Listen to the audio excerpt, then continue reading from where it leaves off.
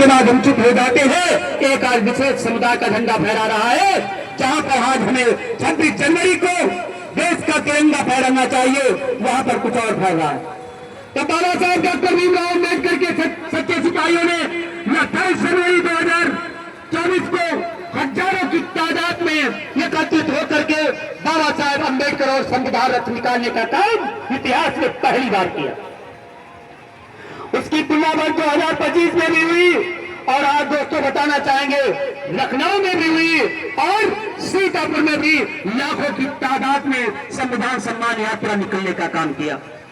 ये संविधान यात्रा के बाद हम लोगों ने सोचा कि हम काल्पनिक भगवानों के आगे तो घुटने टेका करते हैं, उनके आगे दीप और धूप जला करा करते हैं। यदि हम बाबा साहब अम्बेडकर के, जिन्होंने हमारे जीवन में प्रकाश फैलाया है, यदि हम ऐसे सच्चे सपूत के नाम पर हम दीप जलाएं, मोमबत्तियां जलाएं और उनका जीवन में प्रकाश महोत्सव मनाएं, तो निश्चित रूप से हमारे जीवन में 4 चांद लग जाएंगे।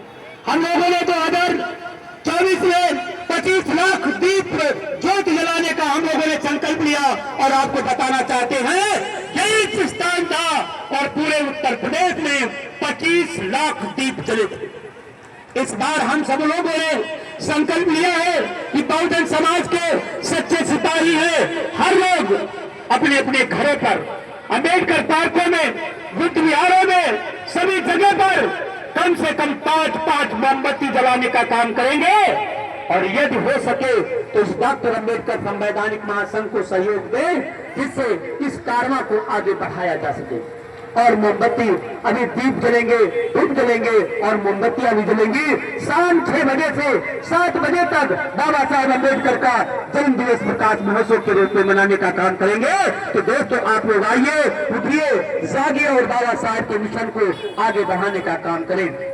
दोस्तों आज हम बात बताना चाहेंगे, इतना ही नहीं, सहारनपुर के भाई नौशाद त्यागी जी अपनी टीम के साथ उस समय आए जब 28 जनवरी 2024 को और सैकड़ों की तादाद में उन्होंने कड़ाके की ठंड में लंबा सफर करने के बाद डॉक्टर अम्बेडकर संवैधानिक महासंघ के साथ खड़े हुए। ऐसे शख्सियत को हम सभी लोग धन्यवाद देते हैं, बधाई के पात्र हैं। और ऐसे नौशाद त्यागी को मैं बधाई देता हूं। आज भी तीन लोग अपनी टीम के साथ आए हैं, महिला प्रकोष्ठ अध्यक्ष भी आई हैं, जो किसान यूनियन है डॉक्टर अम्बेडकर संवैधानिक महासंघ से हैं। और हमारे बीच में उनकी टीम भाई आए हैं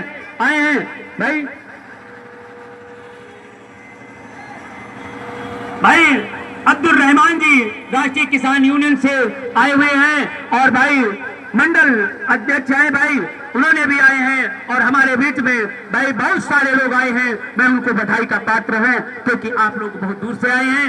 क्योंकि अगर आप लोग बाबा साहब के मिशन का काम बढ़ाने का काम करेंगे तो हम आपके साथ रहेंगे। दोस्तों इतना ही नहीं कि डॉक्टर अम्बेडकर संवैधानिक महासंघ में आज लाखों लोग जुट चुके हैं और उनका कारवा भी अब चल पड़ा। मैं बताना चाहता हूं डॉक्टर अम्बेडकर संवैधानिक महासंघ अब आपकी समस्या को लेने के लिए गांव से लेकर के सड़क पर उतरने का काम भी डॉक्टर अम्बेडकर संवैधानिक महासंघ कर रहा है। आपको बताना चाहता हूं यदि आपकी कोई समस्या है, कोई अधिकारी सुन नहीं रहा है, तो आप लिखिए DRSMS डॉक्टर अम्बेडकर संवैधानिक महासंघ .com पर अपनी एक शिकायत दर्ज करें और डॉक्टर अम्बेडकर संवैधानिक महासंघ आपकी शिकायत को स्वतः संज्ञान लेकर के संबंधित अधिकारियों को प्रार्थना पत्र प्रेषित करेगा और आवश्यकता पड़ा तो धरना प्रदर्शन और भूख हड़ताल और आंदोलन करने का काम भी डॉक्टर अम्बेडकर संवैधानिक महासंघ।